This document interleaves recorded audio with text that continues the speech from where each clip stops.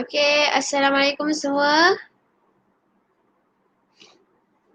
Assalamualaikum semua dan selamat petang. Selamat datang ke sesi live Clever Education. Terima kasih kepada viewer yang sudi menonton sesi live kami. Untuk makluman, kami akan live di 3 platform iaitu YouTube Clever Education, LinkedIn Clever Education dan Facebook page Clever Education. Okey, sesi live ini kita tak berseorangan. Kita ada tetamu jemputan yang dari Clever Education iaitu Senior Assistant. Okey, dipersilakan Encik Amir Ashraf. Assalamualaikum. Hai. Assalamualaikum. Apa khabar Aizah? Okey. Okey, terima kasih kerana sudi bersama dengan live kami. Cik Amir. Cik Amir sihat? Sihat, alhamdulillah. Aizah apa khabar? Khabar baik, alhamdulillah. Okey. Kita akan bincangkan topik hangat pada tahun ini, iaitu hari ini. Okey, berkenaan dengan managing new norm for higher education student. Okey, dipersilakan Encik Amir. Okey, terima kasih saudari Izzah selaku graduate dalam bidang pengajar. Okey. So, Assalamualaikum. Terima kasih kepada semua yang menonton sesi live Clever Education ini. Okey.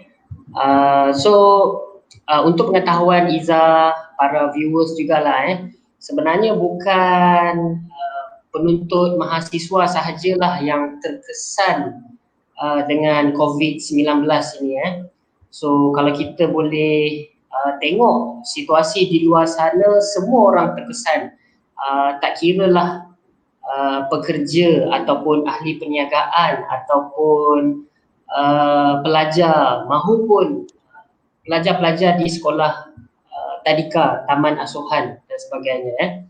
Okey, semua orang terkesan dengan pandemik global ini. Alright, so untuk higher education students saya nak bagi sedikit kita nak buka satu lembaran yang barulah. Kalau kita lihat statistik yang diberikan oleh Kementerian Pengajian Tinggi yang dikeluarkan oleh Ministry of Higher Education Malaysia, kalau kita tengok saban tahun bermula daripada tahun 2015, kita punya graduan semakin lama semakin meningkat. Okey, terkini pada tahun 2019 kita tengok hampir 300,000 graduan tamat pengajian mereka di universiti tempatan, di IPTA, IPTS dan sebagainya. Dan kalau kita tengok juga saban tahun daripada 2015 sehingga 2019, kadar pengangguran semakin berkurangan. Kalau kita tengok pada tahun 2015 kita bermula dengan 27.9%. So makna kata dekat sini jumlah tu agak tinggilah untuk orang yang belum mendapat tempat dan juga belum lagi ada rezeki untuk bekerja. Tetapi saban tahun jumlah ini semakin berkurangan. Apa yang saya nak share dekat apa yang saya nak kongsi dekat dalam slide ni adalah walaupun semakin ramai graduan yang tamat pengajian mereka, semakin ramai juga graduan yang mendapat tempat di dalam industri maupun di sektor kerajaan. So dekat sini kita lihat persaingan itu semakin tinggi. Okey, dan just kita masuk 2020 sahaja, sepatutnya keadaan menjadi lebih baiklah, tetapi Allah lebih mengetahui kan. So sekarang ni kita lihat ramai graduan yang bersaing di luar sana yang mencuba mendapatkan tempat, sedangkan dekat luar sana apa yang berlaku adalah ramai pekerja yang dibuang kerja. Okey, ramai juga banyak juga sektor-sektor perniagaan terkesan. Okey, so keadaan ini sangatlah membimbangkan. Okey, dan kalau kita kecilkan balik skop, kalau Cik Izzah boleh tengok kepada slide yang seterusnya bagaimana PKP ini, bagaimana movement control order ini memberi impact kepada student. Okey, dari segi pembelajaran, bagaimana kalau kita lihat kalau dulu kita boleh keluar ke perpustakaan, keluar ke pusat-pusat institusi pengajian yang lain untuk mendapatkan ilmu, tetapi sekarang ni bukan nak pergi ke library, bukan nak pergi ke perpustakaan, nak keluar rumah pun ada sesetengah kawasan tak boleh. Okey, so keadaan ini amatlah membimbangkan sebab kita nak belajar kan, kita nak tengok prestasi kita, pemahaman kita di dalam kelas bagaimana, so kita nak jumpa kawan-kawan kita. Okey, so kita nak tahu juga bagaimana pemahaman kita ini selaras tak dengan apa yang diajar oleh guru ataupun pensyarah-pensyarah. Alright, so apa lagi yang berlaku di luar sana adalah dengan penjarakan sosial yang kita kena amalkan oleh setiap orang, segenap orang. So benda ini sedikit sebanyak mengganggu kita sebagai seorang pelajar, betul tak? Kalau macam Izzah, macam mana dekat institusi pengajian tinggi Izzah, okey tak keadaan di sana? Bagaimana keadaan di IPT Izzah? Keadaan saya belajar di IPG. So dekat IPG kami masih menggunakan pembelajaran secara fizikal. Cuma 40% dari segi itu ada juga online. So more to fizikal lah. So bagi pendapat Encik Amir, bagaimana keadaan P dan P di IPTA, IPTS yang lain di luar sana?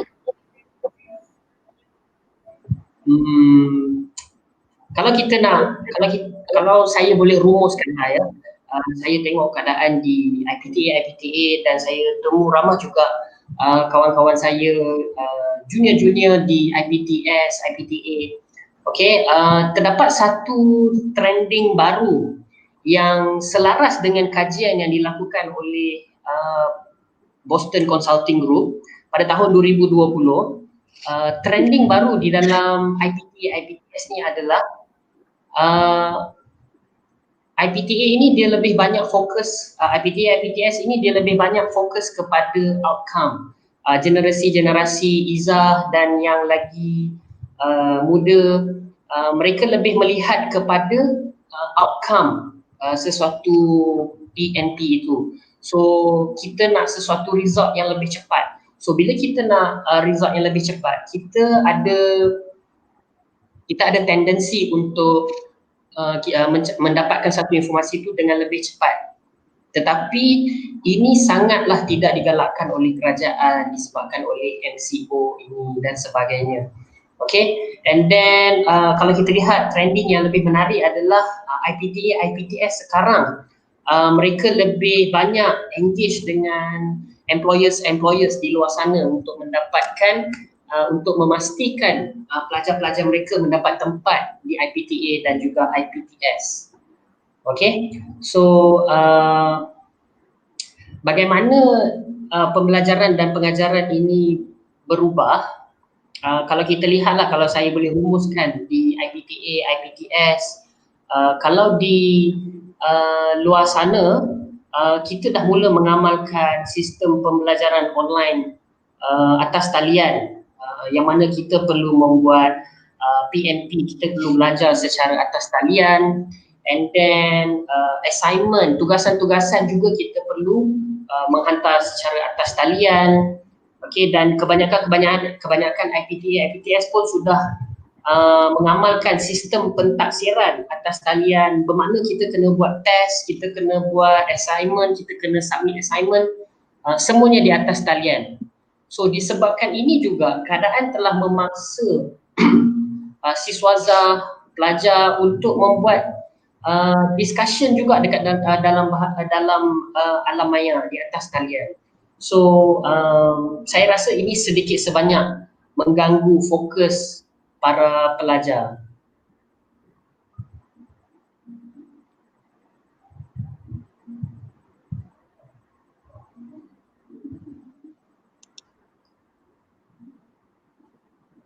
So kalau saya boleh, kalau kita boleh lihat kepada slide yang seterusnya, kalau penonton, kalau Izzah ada nak tanya saya tentang apa yang berlaku di dunia di luar sana kan, di sebalik keadaan pelajar-pelajar ni, kita dalam keadaan kita nak mencari ilmu, kita nak mendapatkan sesuatu ilmu di atas talian bersama dengan kawan-kawan.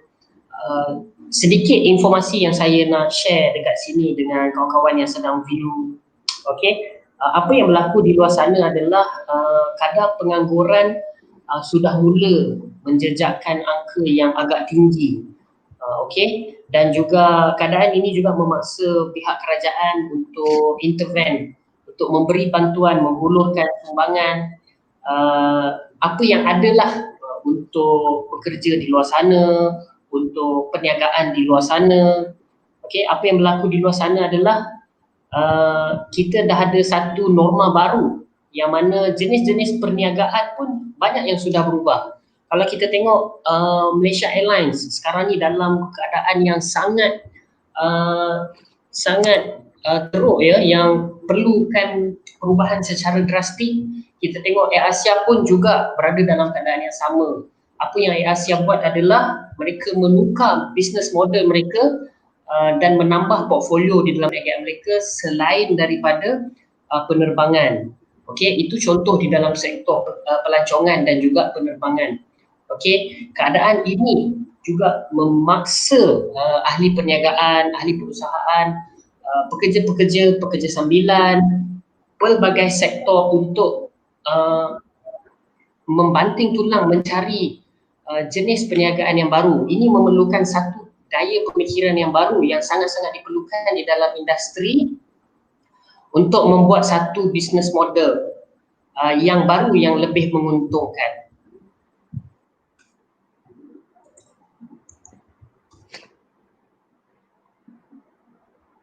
Okey, Encik Amir. Bahagian kepada student role tu, saya bagi pihak mahasiswa, apakah persediaan bagi kami untuk menghadapi krisis ini? Kalau boleh saya share lah dengan kawan-kawan Izzah, dengan kawan-kawan yang lain kan, yang kepada siapa-siapa yang sedang mendengar ni. Kalau bolehlah saya nak share dengan anda semua. Mahasiswa sekarang ni kita kena ambil peduli dengan apa yang berlaku di luar sana. Okey, kalau kita lihat keadaan dah semakin susah, kita baru lepas PKP and then keadaan dah semakin baik, tiba-tiba sesetengah kawasan kena PKPD balik. Ada sesetengah yang kena PKPD. So kita kena bertindak pantas dengan apa yang berlaku di luar sana. Kita kena proaktif, kita kena lihat apa yang berlaku di luar sana dan fokus dengan pembelajaran kita. Kita cuba untuk pelajari skill-skill baru, yang mana skill-skill yang lebih menguntungkan mahasiswa, bagaimana untuk mendapatkan informasi yang lebih cepat. Okay? So kita kena belajar skill-skill baru ni supaya kita punya kemahiran ini dapat membantu perniagaan di luar sana. Seperti yang saya gariskan tadi di dalam dunia di luar sana, apa yang berlaku. Dunia memerlukan satu pemikiran yang baru. Okay, so dekat sini pelajar, mahasiswa kena ambil peduli dengan apa yang berlaku di luar sana dengan mempelajari kemahiran-kemahiran baru yang sangat diperlukan oleh ahli perniagaan, ahli perusahaan, sektor-sektor kerajaan, sektor-sektor swasta di luar sana untuk terus kekal mampan di dalam industri.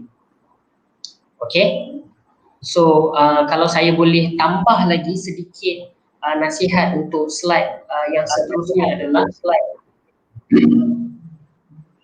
kita cuba untuk ambil tindakan dengan apa yang berlaku.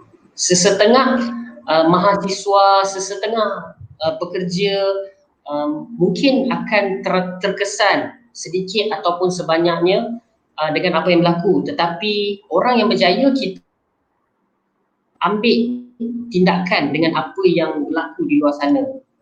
Okey, bila kita ambil tindakan, kita ambil langkah yang proaktif, kita boleh memberikan yang terbaik di dalam tugasan kita, di dalam assignment kita, di dalam peperiksaan kita, pentaksiran, test, quiz dan sebagainya. So apabila kita melakukan yang terbaik walaupun di saat-saat sukar seperti COVID-19 ini, kita kena lihat bahawa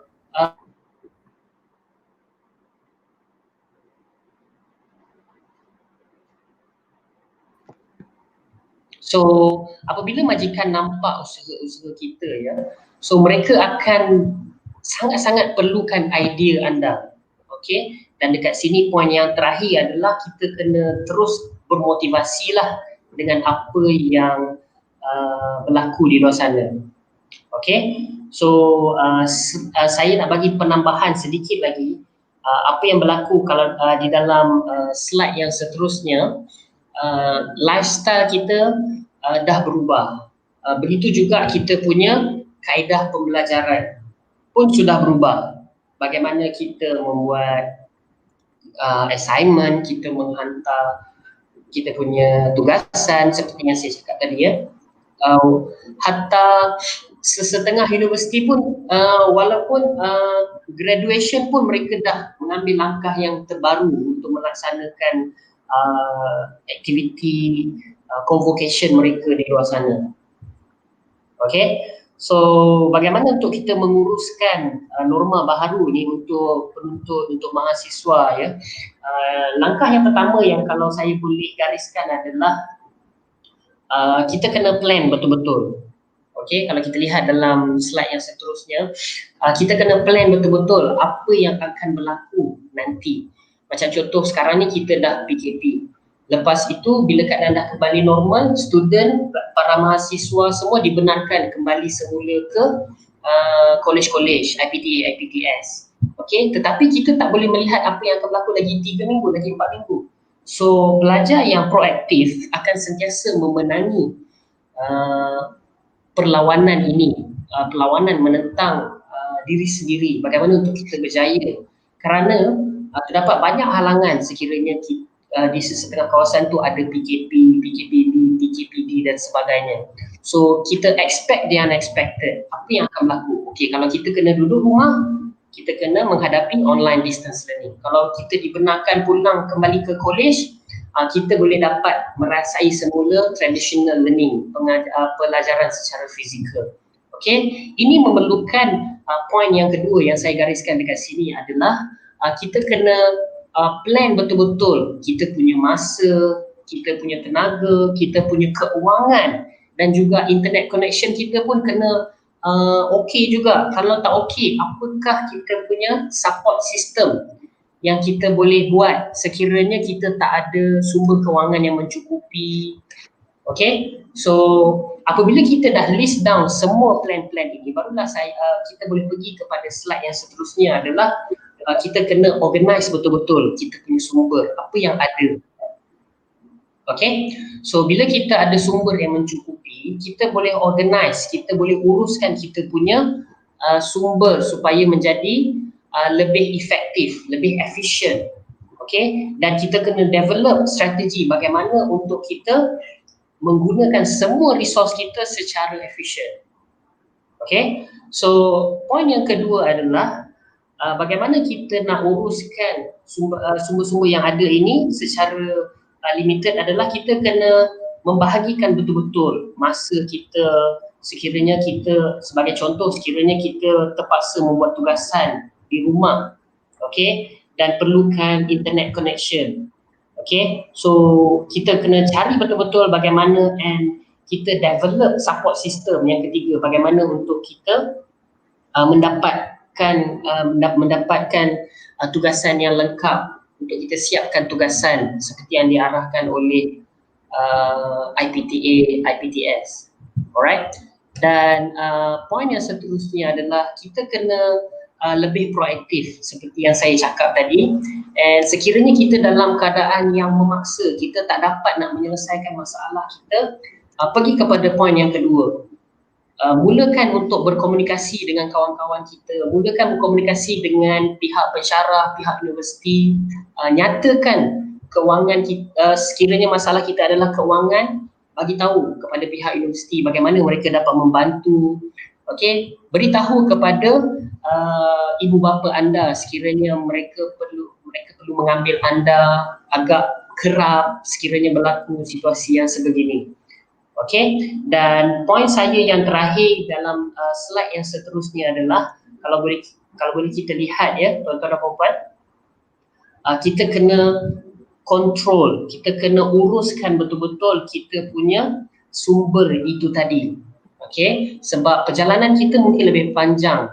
Mungkin kita tak tahu apa yang berlaku pada bulan hadapan, pada tahun hadapan, apakah agaknya yang akan berlaku.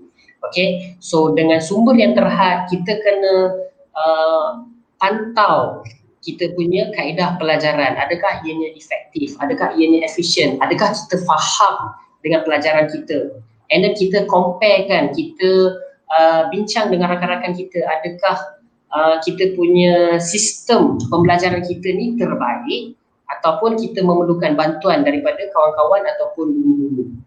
Dan selepas berakhirnya seluruh proses ini, kita boleh tengok bagaimana kekuatan kita, bagaimana kelemahan kita dalam pembelajaran secara tradisional dan juga secara atas talian. Itu sahaja, Iza.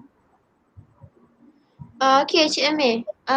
Yang terakhir, boleh tak Cik Amir sharekan motivasi sedikit semangat untuk pelajar-pelajar yang sedang belajar dalam situasi sekarang ini? Okey, kalau saya boleh kongsikan lagi lah ya, bagaimana untuk mendapatkan motivasi, sebab kita sekarang ni kejap duduk dekat rumah, sekejap kita boleh pulang ke kampus, sekejap kita boleh belajar dengan kawan-kawan, sekejap kita tak boleh keluar rumah langsung. Okay, so nasihat saya yang paling penting adalah dapatkan ataupun plankan anda punya support system. Misal kata sekiranya kita berada di dalam kesusahan, pilih ataupun plan siapa yang kita boleh dapatkan kita punya bantuan. Misal kata contoh, kalau kita ada sumber kewangan yang terhad, kalau kita ada masalah dari segi masa, sekiranya kita kena kerja sambil belajar, okey, dapatkan sokongan daripada kawan-kawan ataupun ahli keluarga, okey, develop support system supaya kita boleh berjaya dengan lebih mudah. Okey, kita boleh fokus dengan lebih mudah dalam kita punya pelajaran. Okey, maka dengan itu barulah kita boleh berjaya disebabkan oleh bantuan kawan-kawan kita, keluarga, rakan-rakan, pihak universiti dan sebagainya. Itu sahaja, Izzah. Okay, terima kasih Encik Amir. Terima kasih kerana sudi share bersama kami Clever Education. Okay, sekian sahaja pembincangan pada tajuk ini. Sekian, terima kasih kepada viewers yang sudi menonton daripada awal sehingga ke akhir. Sekian, terima kasih. Okey, terima kasih. Assalamualaikum. Salam.